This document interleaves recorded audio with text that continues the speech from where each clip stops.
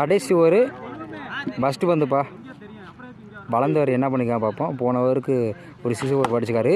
சொன்ன மாதிரி அடுத்த பால். ஆனால் கரெக்டாக 6 லைனில் கேட்ச்.